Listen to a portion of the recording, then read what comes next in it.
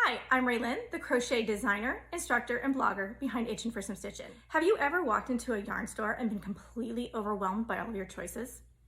I know I have, especially when I was a crochet beginner searching for the perfect yarn for my very first crochet projects. It wasn't just that there was so much to choose from, but also that I had no clue that which of those choices was going to be the right yarn for the projects I wanted to make. You'd think it'd be as simple as finding a color you absolutely love, grabbing a few skeins, and then working out your crochet hooks. But it's actually a little bit more complicated than that. So if you're feeling a bit lost about what yarn to choose for your crochet projects, it's okay. You're not alone. Let me see if I can help guide you through making this important choice. As a crocheter or knitter, you probably fall into one of these three categories. 1, you're crocheting your own design, but don't know yet what yarn you want to use. 2, you're crocheting or knitting from a pattern, but don't have or want to use the recommended yarn. Or 3, you don't have a pattern, but want to crochet or knit something. I fall into all three of these categories at some point along in my crochet journey. And I'll admit, at each point, I've had times when I literally sat on my couch, stumped, trying to figure out what yarn I should use. But believe it or not, choosing the right yarn for your project isn't as intimidating or as tricky as it might seem. Let's break it down. There are 3 keys to deciding which yarn to use for a particular crochet project.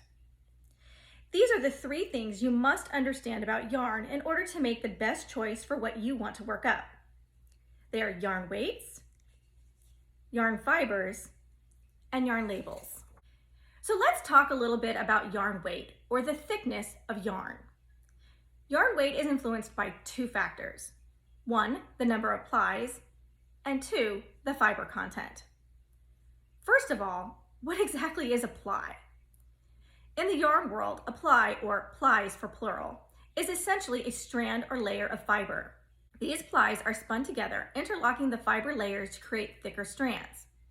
For instance, a 4-ply yarn, which has 4 strands spun together, will be double the thickness of a 2-ply yarn because it only has 2 strands spun together. Keep in mind, we're talking about yarn that is of the exact same fiber content for this to be accurate. Ply is only one yarn characteristic, but it is an important one, as the number of plies has a tremendous effect on the final yarn product. It not only affects the drape and the general feel or texture of yarn, but also its durability. Multi-plied yarns are more durable and less susceptible to peeling. This is when little small balls of lint form on the surface of fabrics. It even affects color, as more plies typically means a darker shade. So, where does fiber content come in? To answer this, let's first get an understanding of the different fiber types. In general, yarn fibers fall into 3 main categories.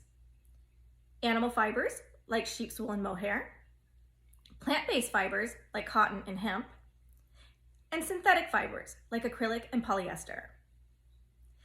The thing about each of these different fiber types is that each one has its own unique qualities. There is even variety within a fiber type.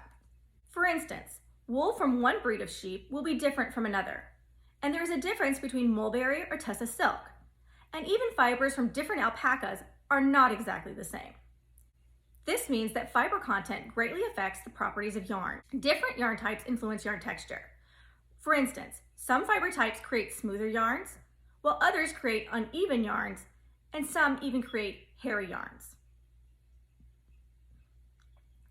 Some fiber types are strong, while others are more fragile. This means that some yarns will break more easily while crocheting.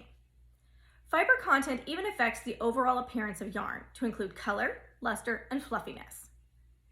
And of course, each fiber type can vary in thickness, which means that a single ply yarn made from one fiber type may be thicker or thinner than a single ply yarn made from a different fiber type. Combined with today's advances in spinning techniques, this means that a 4-ply yarn can be heavy or medium weight, and a single ply yarn, which has just one thread, can be anything from super thin to super chunky, or anything in between. It all depends on fiber content. So I'm sure you're starting to see why fiber content is an important factor in determining the perfect yarn for your project. And you should now understand a bit more about two keys: yarn weight and yarn fiber content. Both of these factors influence the overall yarn product, which in turn influences your crochet project. In other words, certain yarn weights and yarn fiber contents work better for certain crochet projects, while other yarn weights and fiber contents are more suitable to different crochet projects. Now let's dig a little deeper into yarn weights. One of the mistakes I made as a crochet beginner was thinking that a 4-ply yarn was heavier than a 2-ply yarn, but that's not necessarily true.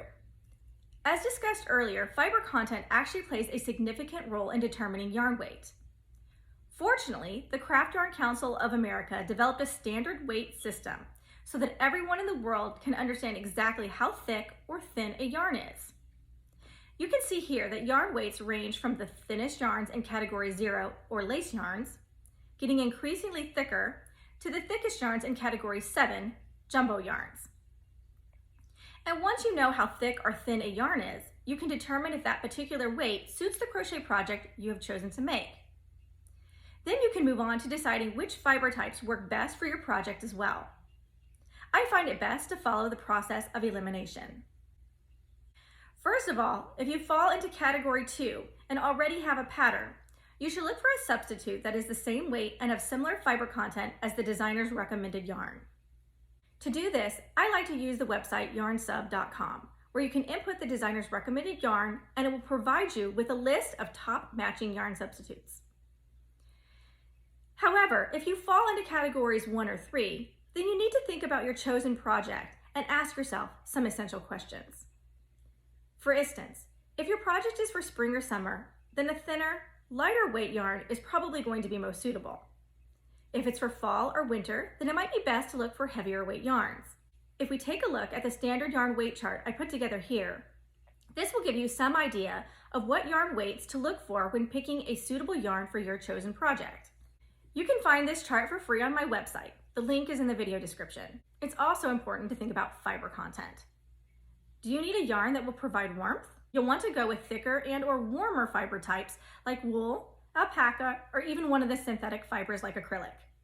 If your project is for warmer weather and you need a thinner, lightweight yarn, then you could try cotton or linen. Do you want a fluffy result? Mohair or angora would be great choices. Rather have a smoother look? Try plant or synthetic fiber-based yarns. This chart provides a summary of the pros and cons of some common fibers used in yarn, as well as a few project suggestions. You can find this chart for free on my website. The link is in this video description.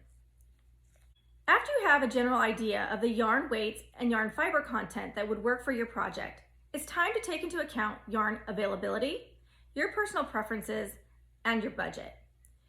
Keep doing the process of elimination, taking all these factors into account until you find the best yarn for your project. Once you have your yarn weight and possible fiber contents in mind, the next step is to determine if a particular yarn has the properties you're looking for. Good thing, each skein of yarn comes with a label.